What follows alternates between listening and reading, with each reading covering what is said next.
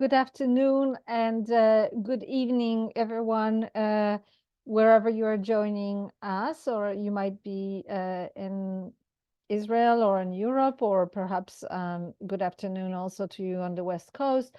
I'm Magda Teder. I'm the Schwidler Chair in Judaic Studies, and I'm really delighted to welcome you to today's webinar with Hollis Granoff Landauer, who is a friend of our center and who generously has shared her deep knowledge about kibbutz Haggadot with us.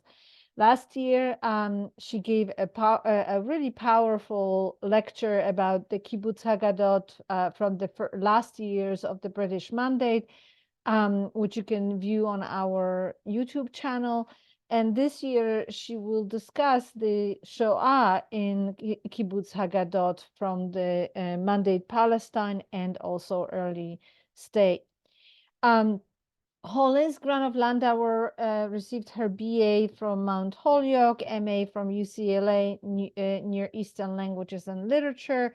She then received a library degree from Simmons College, and after working in libraries for a number of years, Hollis opened a design bookstore called Another Man's Poison, which focused on books on design, graphics, and architecture.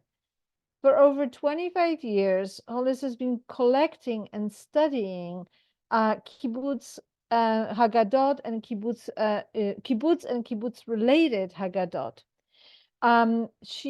When I met her in Toronto, she also showed me some of her most recent products of her passion, a Lego building where she's built facades of buildings from vintage postcards and photos. Before I hand over the screen to Hollis, I also want to draw your attention and invite those of you who are in New York City or New York City area to visit Fordham and its library, the Walsh Family Library in the Bronx campus, to see an exhibit curated by one of our first-year students, amazing, Miriam Krakowski, on the Passover Seder and its story. And Miriam's exhibit takes us through the Passover Seder and then illustrates each step of the Seder with our hagadot from our collection. The exhibit will be up until just after Passover, and I hope you'll get a chance to see it. We will also try to have a blog post about it.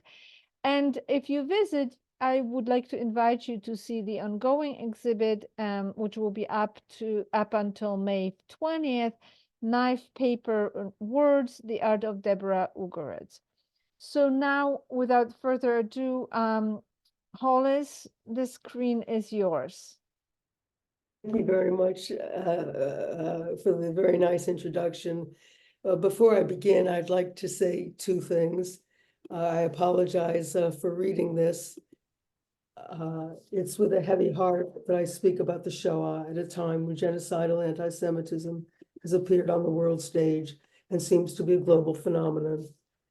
All the more so since the attacks on October 7th and April 14th. Ironically, Fordham, a Jesuit university, is one of the safest college campuses for Jews. I'd like to thank a number of people who assisted me in one or both of my talks. First and foremost, my father, Dr. Hollis Granoff, who instilled in me a love for the Jewish people in the state of Israel. My biggest supporters, my husband, Michael, Zichrono Livracha, my children, Melissa, Matthew, and his wife, Emma, and Rachel, friends, Nancy Carroll, and Frimmer, and a Catholic friend and colleague, Dennis Hunkler, Kedem and the Zaks, my two most important suppliers, Shai Mendelowitz for his assistance at Kedem and on other occasions, Donald Smith for assistance in translation, Omer Diwan and Tony Gare for technical assistance, Matthew for running my slides. Also, I'm sitting here in a hotel in Arlington, Massachusetts. At home in Toronto, the posters behind me would be an Israeli May Day poster and a French May 68 poster. Last year, I spoke about Aliyot, waves of immigration, Arab riots, and illegal immigration as they appear in historical kibbutz Haggadot. Before I continue with the Shoah, I'd like to review some of the differences between a traditional hagadah and a kibbutz one. The traditional Haggadah is a family identity rite based on 15 ritual activities.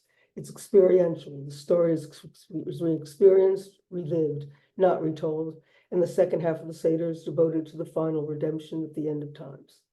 The kibbutz Seder is secular and communal, often explicitly socialist and universalist, and at times performative, not only with choirs and even orchestras, but in lavish Omer ceremonies with song and dance in the fields. The kibbutz Haggadah, like Zionism itself, is based on the return of the Jewish people to their ancestral homeland in historic times, rather than at the end of time.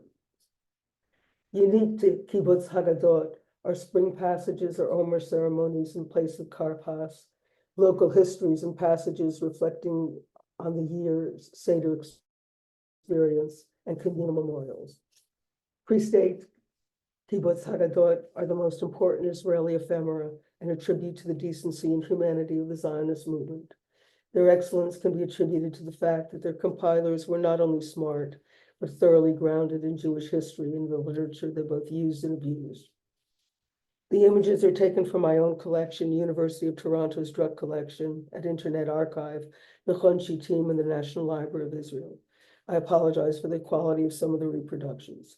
With the exception of pages from Lochamei Ghetto 49, the year the kibbutz was established by ghetto fighters, all the material in the Shoah is pre-state, that is from Mandatory Palestine.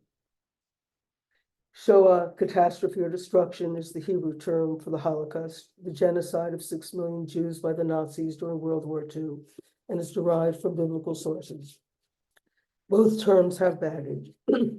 Holocaust, because it's derived from the Greek translation of the word Allah, burnt sacrifice from the Septuagint, the 3rd century translation of the Bible, and the Jews incinerated in crematoria or otherwise murdered were not burnt offerings. Shoah, because it's associated in the Bible with sin and punishment, and the only crime of the Jews was being Jewish. Both terms also derive their cachet, at least partly, from film. The term korban, used for the destruction of the first and second temples, also appears, but not the word pogrom, often applied to Arab riots and suggested and generically denounced. Problems with the search engine of the National Library of Israel's historic newspapers make it difficult to find the first application of the term Shoah to the Nazi genocide. Here it appears in a 1933 article in the phrase, "at the time of the Shoah of German Jewry." By 1939, the term seems to be in general use. B'yamei Shoah, in the days of the Shoah, is the title of a dedicated section in Ma'oz Chaim in 1939, and a 1940 book of letters of Hecheletz emissaries. Also published that year is a book of Shomer HaSa'ir letters entitled Al Mashuat Polin, on the destruction of Poland, using a related biblical form. Excerpts from both books appear in the few Haggadot. Kibbutz Haggadot contain information on events leading up to World War II, the gathering storm, settlements, internal migrations, expulsions, ghettos and ghetto revolts, concentration and extermination camps, rescues, and finally the aftermath, with the grim realization of the extent of the catastrophe, response of its survivors, and the assignment of blame. There's also a case of a fabricated incident. 2 related subjects also appear: illegal immigration and conscription to the British Army. Lastly, the Shoah influenced the modification of traditional passages which selectively appear in Kibbutz Haggadot. Most of the events I mentioned appear in 2 sources: Tzvi Shua's book, El Eretz Chadashah there, and in the 1970s, master's thesis by Avshalom Reich, Changes and Developments in the Passover Haggadot of the Kibbutz movement. Some passages also appear in Mukitzur's Yotzim B'Chodesh Aviv. Most overlap with my own holdings and were found on my own.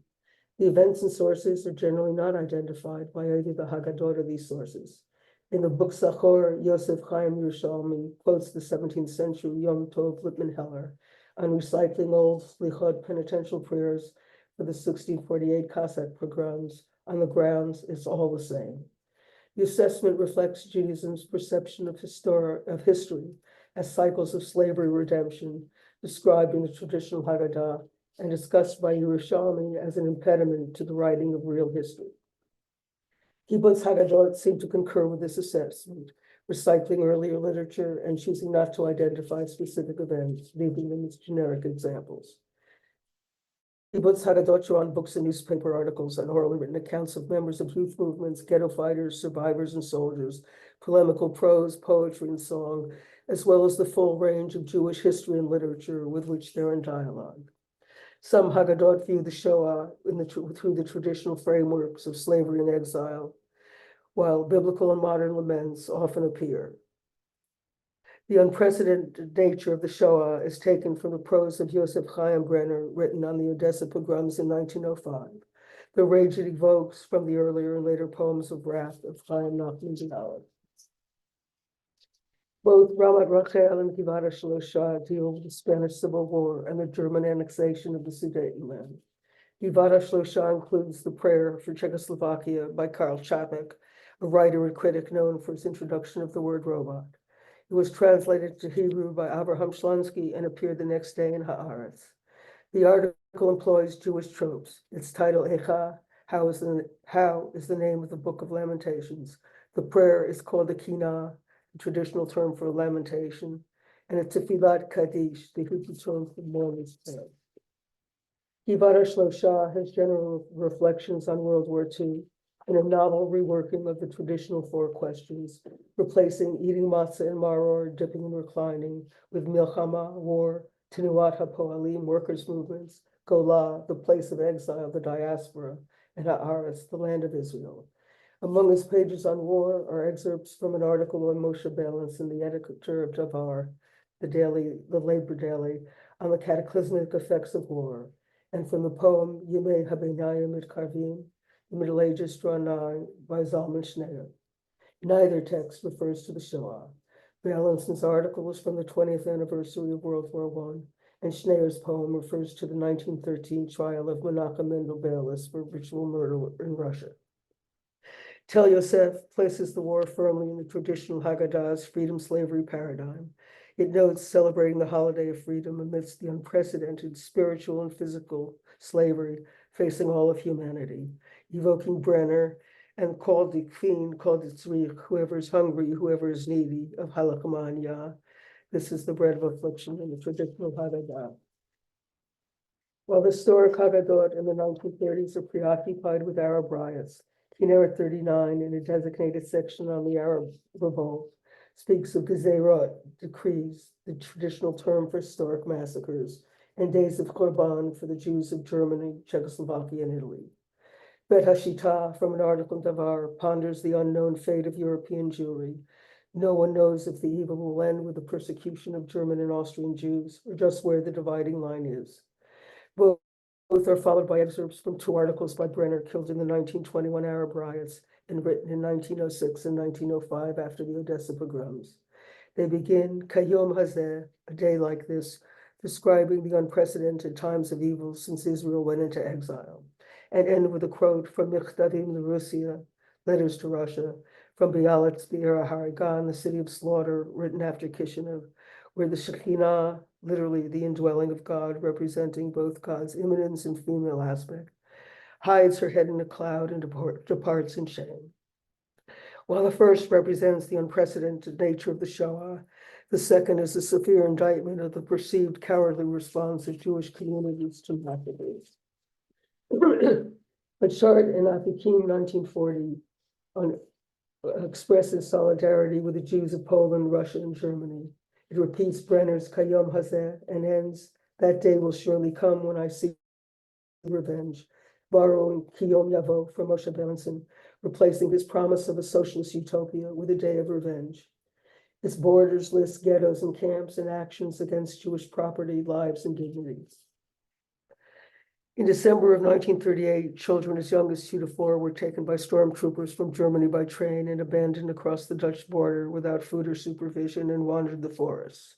The Bacharut Shechina Baruchov has excerpts from the Devar article and from 2 poems, Haggadah Hayarot, the story of the forest by Fanya Bergstein, and On Ben Pele by Shin Shalom.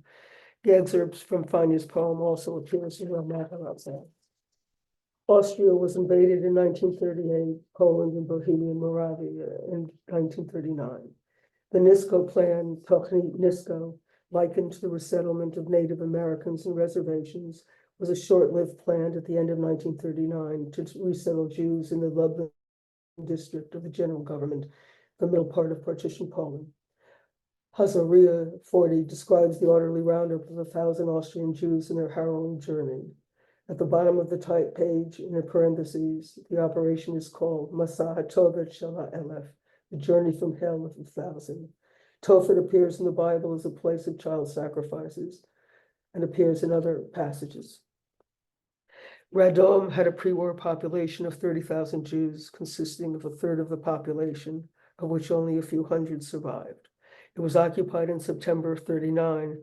The ghetto was established in March of 41 and liquidated in June of 44. Givat Chaim, from an article from Davar by Bracha Chabas, describes the brutal roundup of its inhabitants from their homes on April 28, 1942.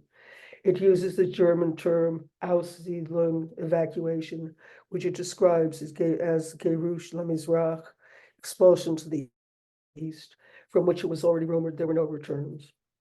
The first line in bold is a recurring motif, if I forget the Golah, the diaspora, the place of exile, patterned after if I forget the O Jerusalem from Psalm 137. Azariah 41 has an account by Lova Levita, a Hechalut's emissary from the Yemei Shoah mentioned earlier, describing a new phenomenon in Warsaw, the appearance of refugees fleeing their own communities to escape the approaching evil. Hofia Demut Chadasha Hapali. The Tehran children the youth Aliyah rescue described later was the consequence of eternal flights to Russia.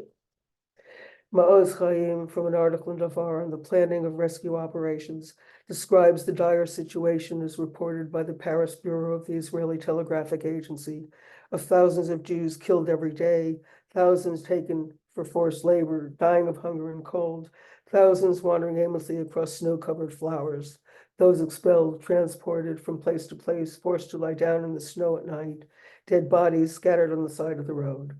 The previous line, not in the Haggadah, notes the observation of the Jewish Telegraphic Agency that if there's no change in the current situation, all of Polish Jewry will be destroyed.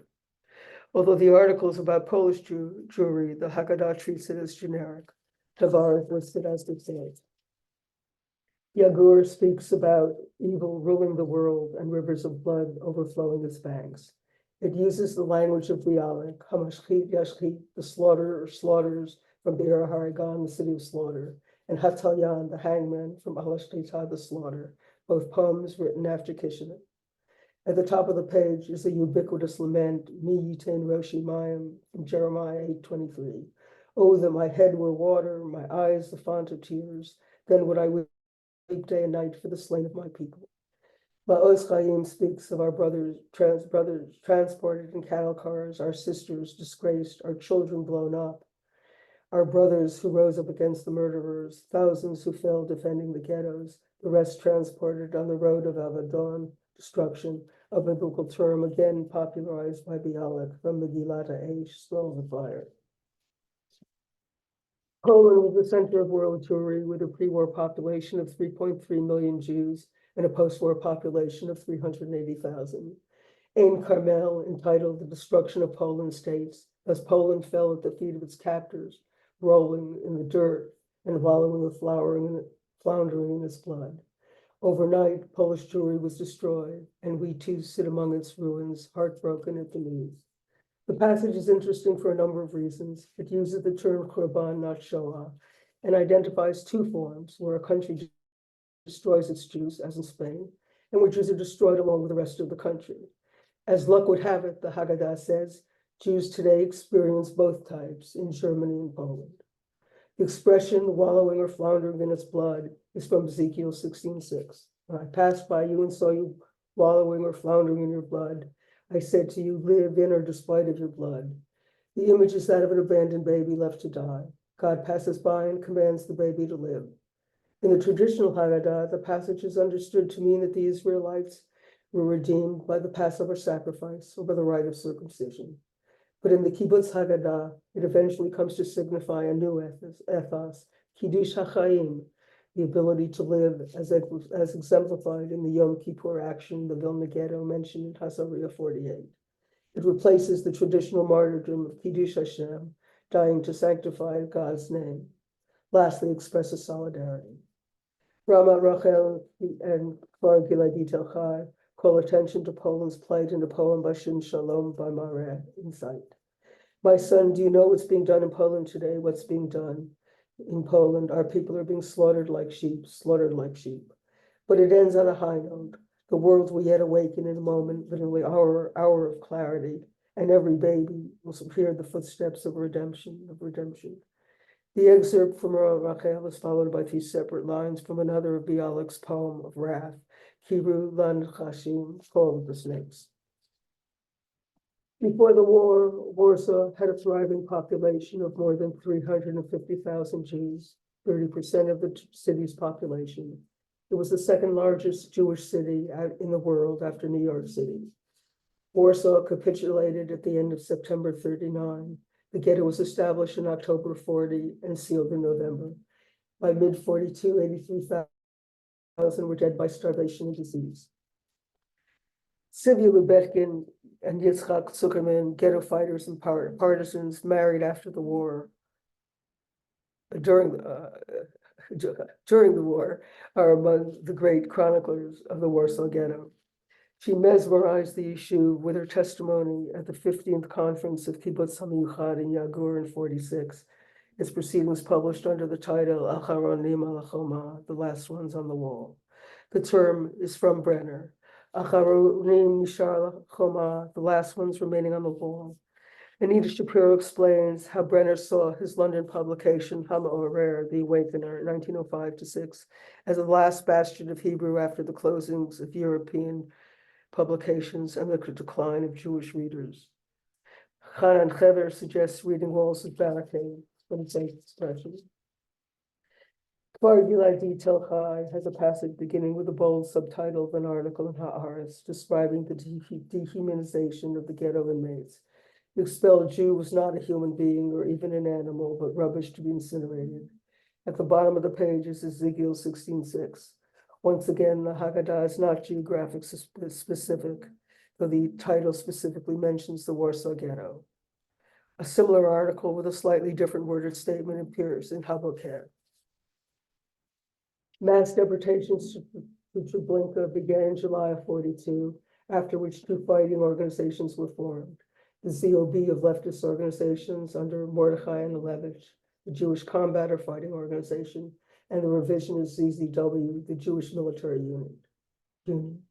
There were 2 revolts, the January Revolt, Mered Yanuar, January 18, 1943, against the second deportation, and the Warsaw Ghetto Uprising, Mered April, the first night of Passover, April 19, 1943, which ended with the liquidation of the ghetto on May 16.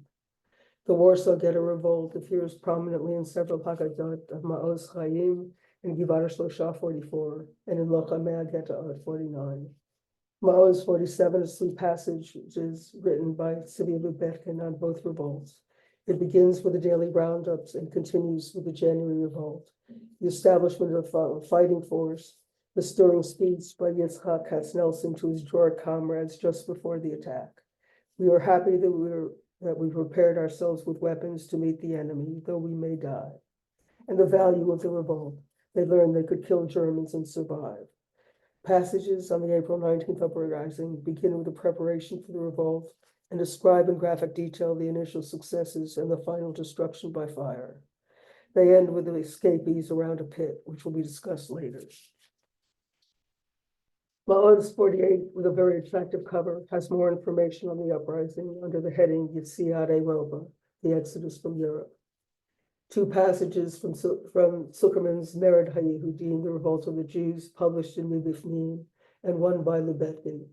The first passage is a chilling account of the cooperation of the inmates in every step of their extermination, justifying the cruelly ironic use of Yetziat Europa. As pointed out by many Shoah scholars, deception played an important role in the orderly extermination of Jews. The second passage describes the meager weapons of their fighters, 1 revolver per person and a few other weapons. But they had another weapon, a great idea, and the capacity for self-sacrifice. We saw our entire lives as preparation for the revolt. The third paragraph is another of Lubetkin's accounts of the April revolt. Beginning, Haggadah be'er, the ghetto burned days and nights, it was engulfed with flames. Very similar language to the 44. She mentions the resumption of normal activities at night and the grave responsibility on the shoulders of the ghetto fighters. Yivara Shlosha 44, like Lochamei Haggadah, has many passages on the revolt. 2 pages of graphic, 3+ pages of description, 3 pages of poetry. Beregase at this moment by David Shimoni and Mordea Ghetto Fighters by Jacob Gladstone. Lochamei Haggadah, under the heading Beleil HaPesach, on the eve of Passover, reports 40,000 valiant men went to the rooftops and cellars armed with guns, knives and daggers with a song Veil Shimurim on their lips. 60,000 Jews, women and children awaited redemption. Israel Gutman pegs the number of fighters at 750, 500 COB, 250 revisionists. Poignantly, Leil Shimurim, Exodus 12:42. Another name for Passover is understood not only as a night of vigil, as a protected night. Lochamei Haggadah also has 2 pages in the original Yiddish of the encounter of Tuya Borshakovsky, a member of Hechalutz and one of the organizers of the revolt, with Rabbi Meisel, who cried with his family at the Shifach and wished them Godspeed. Pictured is Borshakovsky's book in 3 languages. Depsiva and Ramat HaKodesh have other passages on the uprising. Interestingly, the passages in the Ramat HaKodesh appear as part of a long series of keynote lamentations. Ma'oz 44, like other accounts, expresses the heroism of the revolt. This was the last moment, but we showed the world that we knew how to revolt. The enemy fought with tanks and with machine guns, and our brothers and sisters fought with the blood of their souls. But they fought enthusiastically in the belief that they were taking revenge. The uprising lasted almost a month until May 16th. After the war, Marek Edelman, the Bundist, who remained in Poland after the war, wrote, "The omnipotent flames were now able to accomplish what the Germans could not do. Thousands of people perished in the conflagration. 7,000 were killed during the revolt and 7,000 were sent to Blinken in its aftermath." In the last days of the revolt, Lubetkin and others were asked to leave the ghetto to bear witness. Apparently, this plagued her all her life. Ma'oz 48 describes the caravan of 60 people leaving the ghetto, groping hunched over in the sewers for 20 hours without food or water. Ma'oz 47 describes their thoughts as they sat around a fire pit. "We didn't know what was happening throughout Poland, but we felt Hakoret, the feller, had come up against us, against our people and us, contradicting Isaiah 14:8, that we were among the last that remained. The future was shrouded in the midst, but we, the survivors, were alone and superfluous, forsaken by God and man." Vilna had a pre-war population of 60 to 80,000 Jews. It was a major center of both religious and secular Jewry. It was known as the Jerusalem Vilna and its ghetto, the Jerusalem of the ghettos. In 1923, Zalman Schneer published his Ode to Vilna in Berlin, an excerpt of which appears in Ben Apple. Vilna, Savati Hagadah, Vilna, my august grandmother, Irva Aim, from 2 Samuel 2019. Mother city in Israel, the Jerusalem of the Galut diaspora. Vilna was conquered by the Germans in June of 41. Actions began in July. Rizka Korchak, ghetto fighter and partisan, is the great chronicler of the Vilna ghetto. She's pictured here as a partisan in the woods as part of a long-standing triumvirate with Abba Kovner and Vitna Kempner, later his wife, and later in life under her married name. Also pictured is her book written in Polish in 45, published in Hebrew in 46, as Lehavot Be'efer. The English title is given as Flames and Ash, and her name, Rizel Korchak, Rushka in parentheses. In December of 44, she was sent by Kovner to Israel and settled in Alon, which produced important hagadot on the Shoah. The 46 provides an extraordinary range of material, are included in this talk. In Hazaria, Korchak describes the roundup of 3,800 people in the Yom Kippur action, October of 41. According to Shoah, it also appears in Elon, but the date given is incorrect.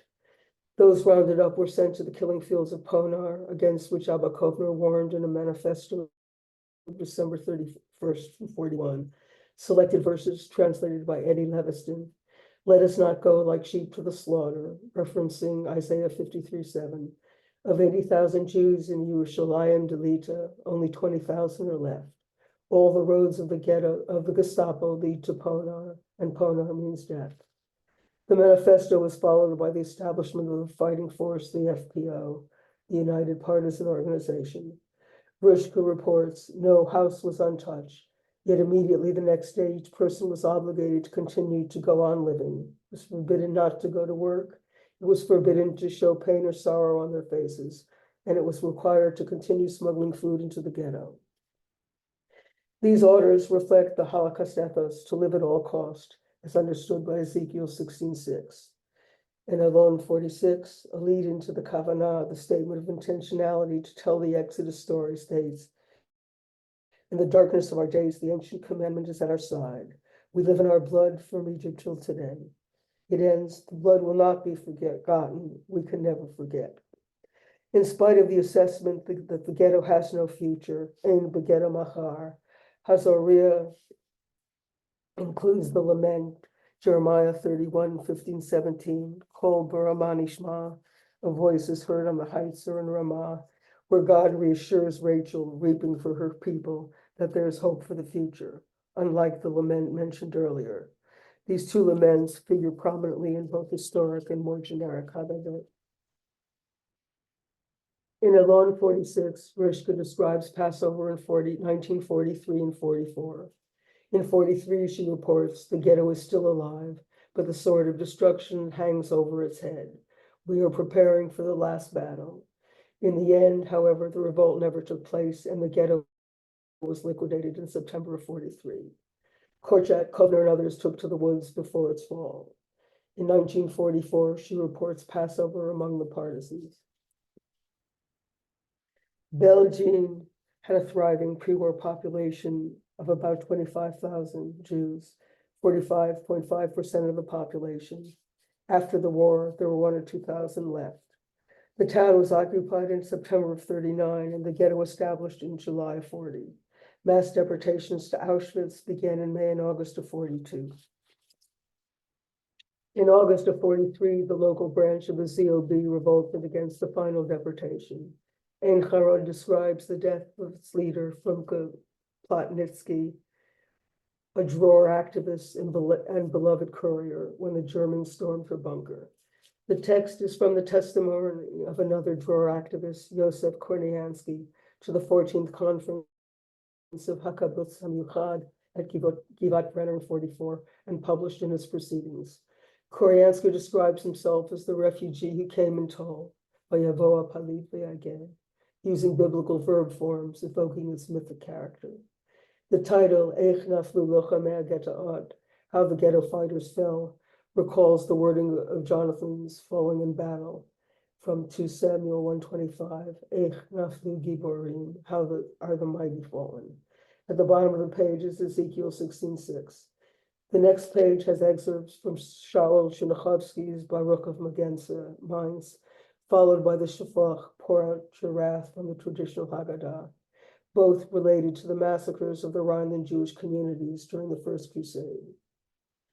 From Sol Shinachovsky, Poem of Revolt by Isaac at Silberschlag, Accursed be, O cruel nation, cursed be your name. May the curse of heaven dwell with you to your eternal shame. Silberschlag points out that the poem changes the name of the protagonist and changes the story from one of martyrdom to revenge. Jews who escaped the ghettos fled to the woods to take part in the resistance.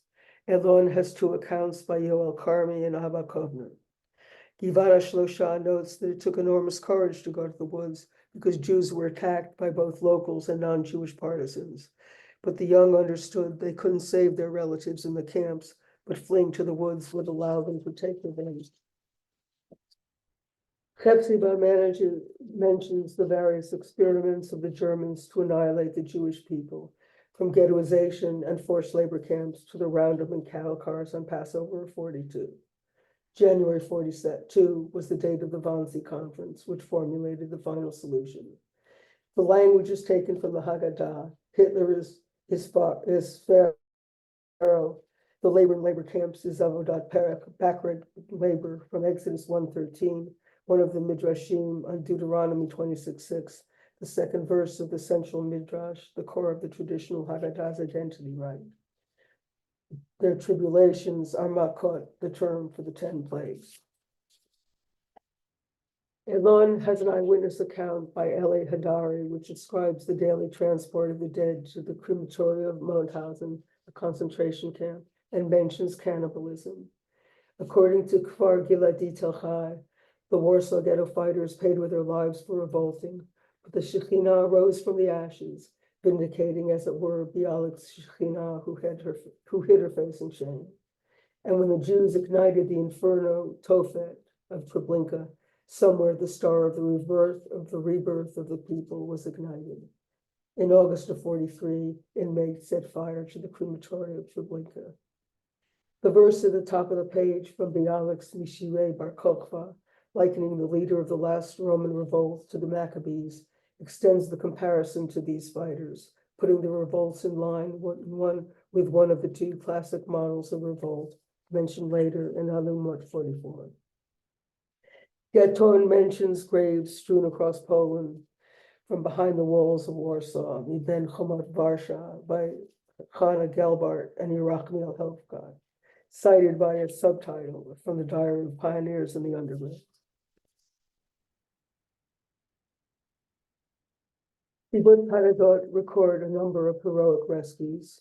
From a long article in Davar, Kfar Giladi and Daphne mentioned the Heron children, 1,200 children whose families had fled to Russia after the invasion of Poland and were brought by train from Tehran to their final destination in Eilat in the spring of 42 by Youth Aliyah. The Daphne, titled Megillat Yamenu, from the Scroll of Our Days, is by Yosef Baratz, who met the children at Rehovot. Its introduction, B'chol Dor Vador, the traditional Haggadah's imperative to see oneself as coming out of Egypt. On the second of 2 pages, B'leil Zeh, on this night, where Haggadot speak of their own Seder experience, Ayelet HaShachar mentions the kibbutz receiving children from Transnistria, another youth aliyah operation. Gaton describes the rescue of children from Bohemia and Moravia on a transport before the fall of God, Passover 39. Hamachanot HaOlim 44 has a fabricated story about 93 young women from the school Beis Yaakov who committed suicide rather than being forced into prostitution for the German army. It received widespread attention, including an article in the New York Times. It seems to have been an attempt by the Orthodox to reassert the traditional model of dying for Kiddush Hashem, to sanctify God's name. Alumot 44 describes 2 models of heroism. The Maccabees, a short-lived successful revolt against the Seleucids in 160 BC, ending in short-lived autonomy, and Masada, the last stronghold in the Roman War in 73, where the defenders committed suicide rather than fall to the hands of the Romans. The first page sees them in a chain of fighters who chose freedom to the grave without slavery or submission, not for Kiddush Hashem, as in traditional Jewish martyrology, but for the Shem name, the reputation or honor of the people, and the hope for their future. Fighting with dignity to the end was expressed by Yitzhak Katz-Nelson in his speech to his comrades before the January revolt in the Warsaw Ghetto. Brishka Korchak from the Shalvi Hyman Encyclopedia of Jewish Women. We did not have the privilege of choosing between converting to Christianity and sacrificing ourselves to sanctify the name of God. In this, we differed from our ancestors.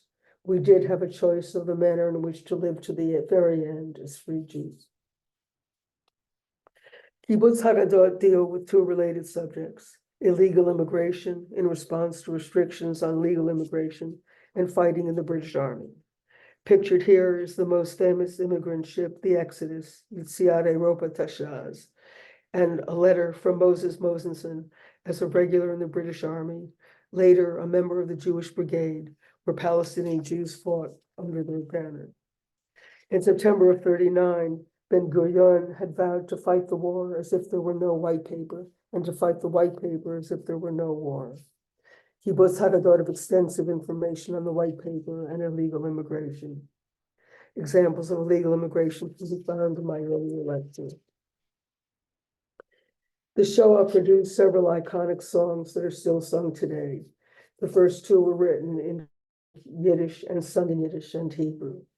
The partisan songs of Nit Kein Mol, Never Say This Is the Final Road, was written by Hirsch Glick in the Vilna Ghetto, inspired by the Warsaw Ghetto Uprising in April of '43. When Abraham Shlansky heard it from Rishna Korchak, he immediately translated it into Hebrew as Al Na Tomar. Both versions appeared in Hamishmar. Glick escaped the ghetto and became a partisan. He's thought to have been killed in '44 after escaping an Estonian concentration camp. The first and last stanzas of the song, as translated by Rosalind Breswick Perry. Never say this is the final road for you, though leaded skies may cover over days of blue. As the hour we long for is near, our steps speed out the message we are here.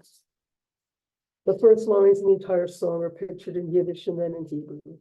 The last three images are introduced by a line identifying the song as that sung by Avengers and ghetto fighters, Nokmim and Mordim.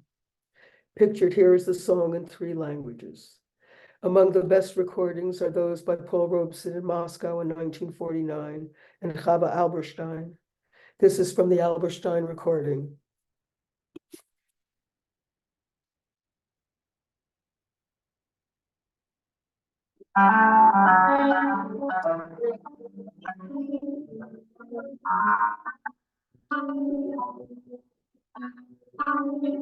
Sag nicht einmal, als du bist am letzten Weg. Himmeln bleien, verstellen blaue Tag. Man wird doch unser ausgedenkte Schau. Es wird abhängt an unser Trott, wir sind da. Man wird doch unser ausgedenkte Schau. Es wird abhängt an unser Trott, wir sind da. The Vilna Ghetto had a thriving cultural life, and a contest for a tune in April of '43 was won by the 11-year-old Alexander Volkovitsky. The original words, written in Polish by his father, were replaced by the Yiddish of the famous poet Shmerko Kaczynski. Shlansky translated it into Hebrew in '45. Kaczynski is pictured as a civilian and as a partisan, and Volkovitsky as a child liberated from a camp and in Israel as an adult under the name Alexander Tamir, where he had a successful music career. He survived a number of camps and, like many Shoah survivors, refused to discuss his earlier life, including his role in the iconic song. Pictured is the original handwritten text, the poster of its performance in the ghetto, and its appearance in Yiddish in Lochamei Getaot and in Hebrew in Kibbutz Shlosha. From the poem, also translated by Rosalind Breswick Perry. Quiet, quiet, let's be silent. Graves are growing here. They were planted by the enemies. See their bloom appear. All the roads lead to Pona now. There are no roads back. Papa too is banished somewhere, and with him our luck. Like the partisan song, it was beautifully recorded by Chava Alberstein. This is from a 1946 recording by Kaczynski from the Jewish Historical Commission, Munich, 1946.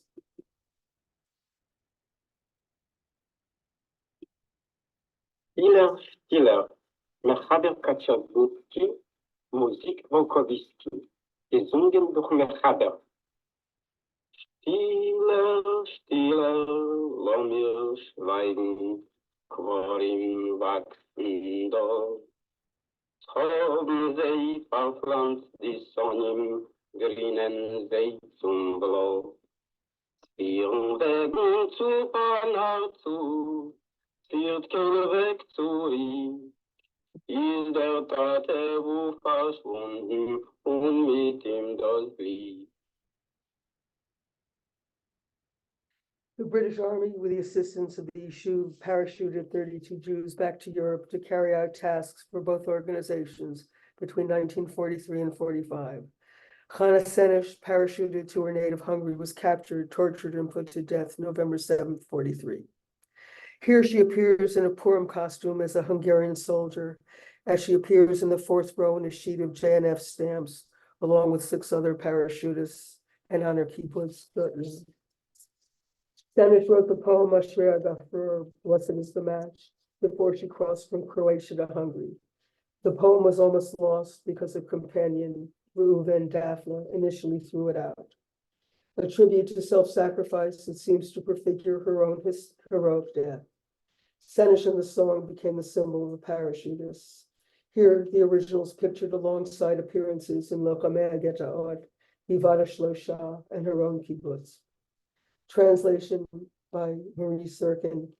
Blessed is the match that is consumed in kindling flame. Blessed is the flame that burns in the secret fastness of the heart. Blessed is the heart with strength to stop beating for honor's sake. Blessed is the match that's consumed in kindling flame.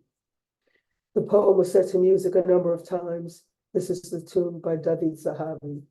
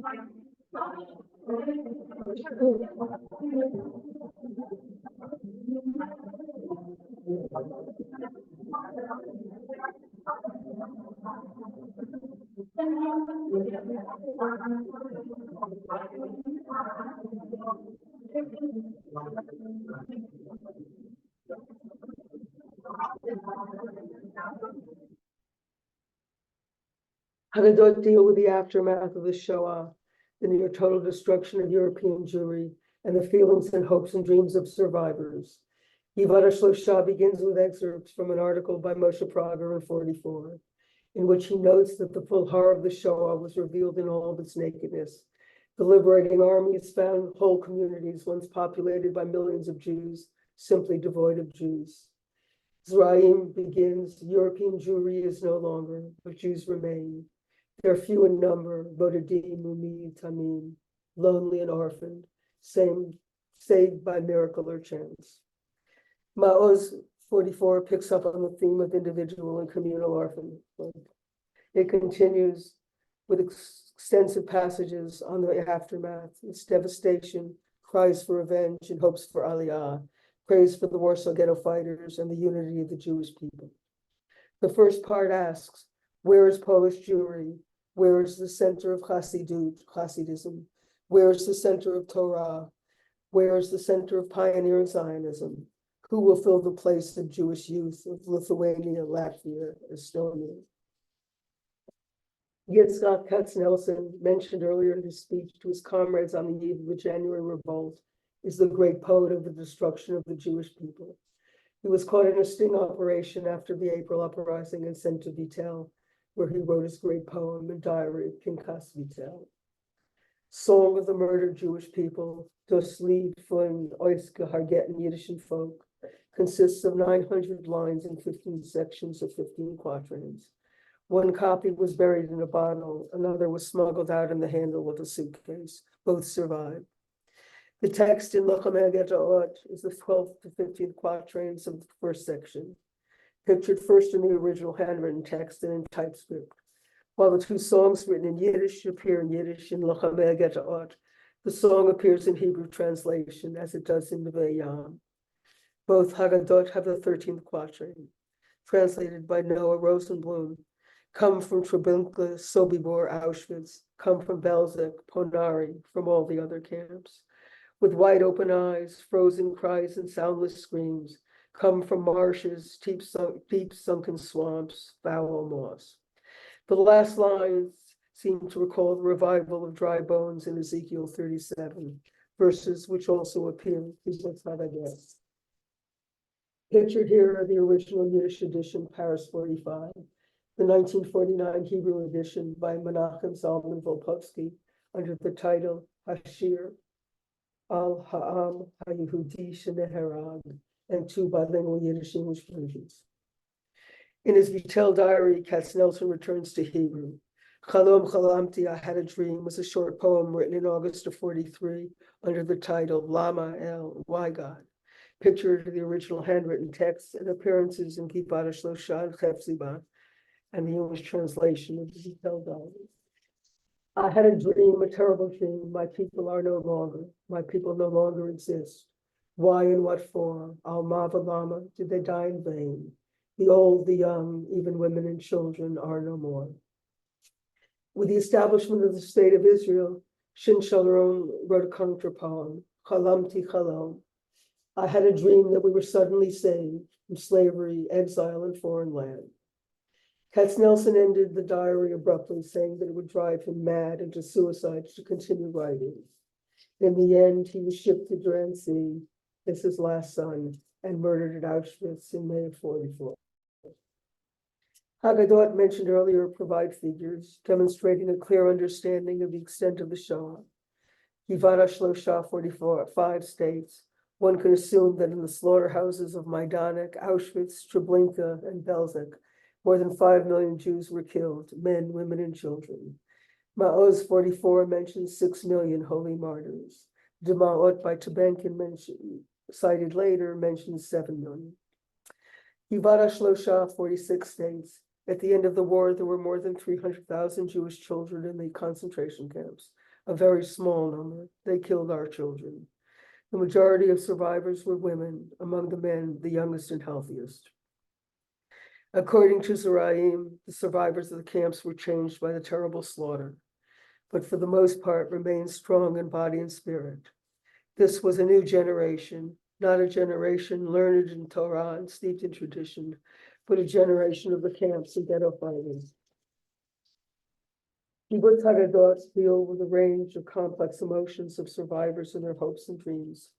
Poetry plays an important role in expressing these ideas, especially the poetry of Moshe Tabenkin and Yaakov Kahan. Yivat Brenner speaks of the unbearableness of the situation from Moshe Tabenkin's poem, Echa Nisa, How Can We Bear It? Ein Charod expresses anger through Chernichovsky's poem, Baruch Magensa, mentioned earlier, and despair through Tabenkin's poem, Dema'ot, Tears. Yivara Shlosha mentions the feelings of bedidu, of loneliness and abandonment.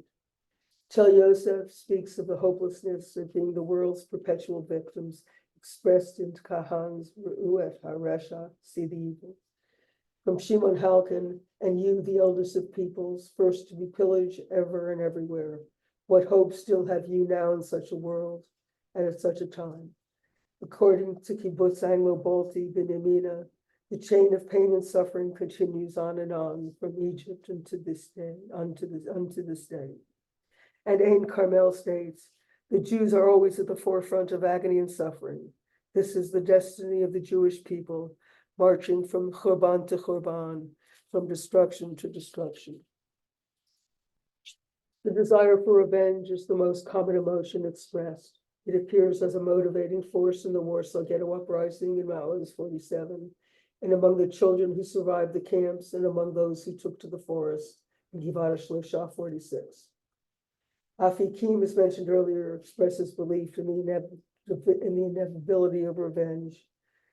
Lochamei Hagadot includes Tabenkin's poem, Ani Chazen Akam, I See Revenge. Reports of earlier cries for revenge appear in Ma'oz Chaim from letters of those left behind, as in Yashdod Yaakov from Miben Chomot Varsha, where the passage is introduced, from those bound in the binding of Poland, recalling the Bible's binding of Isaac, to comrades saved from the flames, Mutzalim min halahavot, common flames for survival. In Bialik's Halashti Comic Slaughter, one of the two poems written after the Kishinev massacre in 1903, no revenge is possible. Here it's pictured in Yagur, Hachatrim, and Kesher. From the last stanza, translated by T. Carmi, and cursed be the man who says avenge. No such revenge, revenge for the blood of a little child, has been devised by Satan. The importance of the poem in the Israeli psyche can be seen in the front page of Yediot Achronot in 42, calling for a day of fasting and mourning for the victims of the Shoah, where the poem appears at the bottom of the page. Given the enormity of the Shoah, kibbutz Haggadot deal with the imperatives to remember, to never forget, to forget nothing, and to death. Remembering takes a particular form, a communal memorials in which the community is called upon to mourn its dead. Nizkor, let us remember, or Yizkor, let the people remember. A departure from both traditional mourning Yizkors and medieval communal memorials. The new form first appears in a 1911 book entitled Yizkor for Shomrim, Watchmen Murdered by Arabs, and was popularized by the Yizkor of Burl Nelson for the victims of Tel Chai in 1920, and by the Yizkor of Yaakov Fichman for the victims of the 1936 Arab riots. Kibbutz Shlosha, with one of the largest numbers of pages on the Warsaw Ghetto Uprising, has a simple one-line Yizkor. Let Israel remember its sons, fighters who gave their lives for the honor of the people and its freedom. Zeraim Dovrot exhorts the people to remember brothers and sisters, men, women, old children, babies, killed, strangled, murdered, slaughtered, buried alive, fallen in battle in all the lands of the diaspora. Non-47, like most later Yizkors, covers more than one event. The Nizkor of Kfar Giladi Tel Chai ends, Nizkor lo nishkach, let us remember and not forget. Neder, a vow by Abraham Shlansky, is the Shoah's most powerful statement to forget nothing. It appeared in Davar during the Warsaw Ghetto Uprising and appears in both historic and more generic hagadot, in Lochamei HaGetaot and Bet HaShita. From verses as translated by Dov Vardi, which appear in Kibbutz Artzi's bilingual hagadot. I have taken this oath as I breathe and live, to forget not a thing of that which took place, till the 10th generation forget no jot. Solomon Shazar's injunction to tell the unblemished truth about the Shoah and all of its horrors, neither exaggerating nor minimizing it, and without any false illusions, and not to let the next generation shirk its responsibilities, appears in Hazorah 43. Lastly, the survivors expressed the desire to return to normal lives and to make Aliyah, to go to Israel. Kefsiba cries out to the world of their desire to live for themselves and for those killed before their time, to do everything they couldn't do, to love, to hate, to give birth, to suffer, to sing and to cry. According to Kibbutz Shlosha, alongside the desire for revenge was a strong desire to return to normal and healthy lives and to make Aliyah. According to Zeraim, the survivors had one goal, Eretz Yisrael. Betrayed by allies with whom they fought side by side during the war, they presented their case to the United Nations. We want to build and be built, to grow and absorb immigrants, to make the desert fertile land and a slave people a free people. Ma'oz Chaim begins with a cry Eretz Yisrael, by hundreds of illegal immigrants aboard ship in the hope of being heard by their brothers on shore after 6 years of detention in Cyprus. Kibbutz Haggadot also assigned blame to the enablers of the Shoah, Germany's willing partners from the world at large to God. Poetry and specific Jewish motifs play a significant role, as do children. Hoi ki ba'unu, alas, the birth pangs of the end have come upon us, by Kahan and Tel Yosef, blames the world. Where is the great outcry, the one outcry that enrages the entire world? Is there not a spark of God in humanity? Have the righteous ceased to exist on earth? Strangely, the most virulent indictments from Kahan's Re'uat HaResha Sibi'il and Alterman's Mikol Ha'amin from among the peoples, excerpts from which appear in Haggadot to make other points, don't seem to appear. The Anglo-American Bermuda Conference on Refugees opened on the day of the Warsaw Ghetto Revolt. In a shameful display of solidarity, the Americans refused to raise their immigration quotas, and the British refused to change their policy on restrictive immigration to Palestine. Ma'oz Chaim calls them to task in Natan Alterman's poem, Leil Milchama, Night of War, originally titled Bayad HaPlitim, The Problem of the Refugees. where an innocent 6-year-old child wandering the world is told, since when did children intervene in state affairs? The poem is one of Alterman's many political poems written in his weekly column, Hatura Shvi'i, which appeared in Davar's 7th column, as its name suggests. In Givara Shlosha, Britain is singled out for its restrictive immigration policies in the 1939 white paper, in David Shimoni's poem, Im Yalbin Sifrechem, a play on the Hebrew word for white paper, and for its 1940 restrictive land laws in a diatribe from Davar HaPoelet, the Working Women's Davar, a monthly supplement. Ma'oz Chaim also condemns the land laws in a public statement of the Vaad, the executive of the Jewish community in Palestine, from an article in Hatzafreh. Halachmanya, this is the bread of affliction in the traditional Haggadah, has 2 paradigms of Jewish freedom. The second identifies freedom with living in the land of Israel.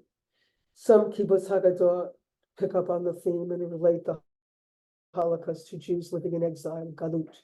Hazaria notes the tradition, soars exile over and against all. While Hachotrim quotes Pesach by David Frischman, that the galut there in Egypt was just a drop in the ocean compared to the galut we now live in. Yagur notes, years after years have gone by, and there have been no end to the suffering of our people. In Germany, in Poland, in Romania, in Yemen, and Persia, the whole world is robbed and broken. We have not shed the trappings of the Golah, the place of exile, the diaspora.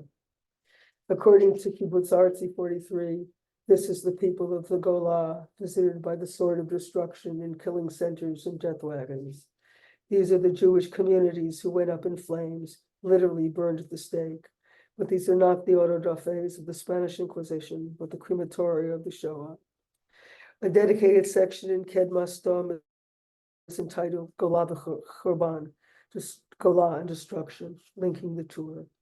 And finally, the graphic Golah, as the third of the 4 questions in the Givara Shlosha 40 mentioned earlier, speaks 1,000 words. Ayed HaShachar has the shocking statement of Ben Gurion at the Jubilee Conference of the Histadrut, the Labor Federation, blaming the Galut mentality of the Jews for their own demise. Haggadot have passages on yearnings for Zion. Among them is Yehuda Halevi's Zion Halo Tishali. It begins, as translated by Hillel Halkin, Zion, do you wonder how and where your captives are now, and if they think of you, the far flocked remnants? The first line seems to blame Zion for its indifference. Lastly, God is blamed. In Ginosar, God is asked from Mivchet Saratenu by Kahan, from the depths of our troubles from hell, we call upon you, O God. Do you hear our voices? Do we cry out in vain? Hoy Elohim in Givara Shlosha calls out, O God, have mercy. Ma'oz Chaim from Psalm 83 demands, Al Domilah, O God, do not be silent, do not hold aloof. And finally, a scathing attack appears in several Haggadot from Alterman's Mikol Ha'amim, from among the peoples, published in Regaim, Moments, his regular column in Haaretz before his move to Davar. From Shimon Halkin, when our children cried in the shadows of the gallows, we never heard the world's anger, for thou didst choose us from all peoples. Jewish motifs are prominent in these passages. Alterman's poem, Mikol Ha'amim, subverts the chosenness of the Jewish people. Hoy Elohim subverts the traditional shvach. The child in Alterman's poem on the Bermuda Conference is likened to Job. Lastly, the Shoah affected many of the passages of the traditional Haggadah, which appear selectively in Kibbutz Haggadot. In Kibbutz Haggadot, God is simply irrelevant. Moses is the agent of the Exodus, and the good ship, the Chanasenesh, can be the agent in the updated Israeli saga in Chulada 46, replacing God in the passage V'hi she'amda. It is this that stood by us. In every generation they rise up against us, but God saves us. The ship was one of the few successful landings in the post-war period, and its captain was immortalized in the poem Ne'um Tshuva L'Rav Chovlim Etapid, in praise of an Italian captain by Natan Alterman, who was at the landing. But as mentioned earlier, God's agency reappears during the Shoah and does so at its worst in Mikol Ha'amim, where God is seen choosing the Jewish people, not an alliance to create a just world, but for annihilation. The image of Eliyahu Navi, the precursor of the Messiah, is also tarnished. In the traditional Haggadah, when the door is open and the shofar recited, he's welcomed and a cup of wine awaits him. And while he appears positively in folksy children's poem in some Haggadot, and less so in others, he's savagely condemned in the Yiddish poem, Abriv Su Eliyahu Hanavi, a letter to Elijah the prophet, written in 1942 by Kadya Molodovsky. Pictured here is Igeret from a fold-out in Ma'oz Chaim and Michtav from Gavat, with the devastating lines as translated from the Yiddish by Catherine Hellerstein. Have you been there behind the evil wall, in the land of pain, in the house of ruin? Did you hear a child laughing there, a child with shorn blonde hair? Did you take a sip from their cups? Did it scald you yet?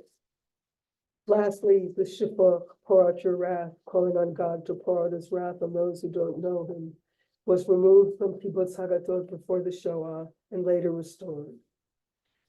Tzvi Shua quotes Yair Ben Ari from Ein Charod on its removal. The society that stands on the foundation of a universal humanist ethos cannot include a curse of foreigners in a freedom festival. Here it's pictured in several Haggadot.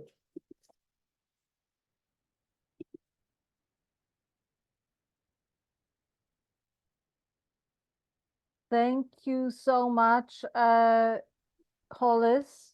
As always, I've learned so much from your presentation. Thank you. I mean, the combination of how these Haggadot worked in news and memory and tradition, and it's just really, really fascinating. So thank you so much for sharing that with us. Thank you, all of you who joined us. If you have any questions for Hollis, please send them my way and I will forward them to her and she will be able to respond. So thank you very much for everything, Hollis. Thank you again for giving me this opportunity to speak. Thank you. And Pesach Sameach, Kasher v'Sameach v'Shakет, I hope. Thank you so much. Thank you. And thank you all of you for joining us. Bye-bye. Bye-bye.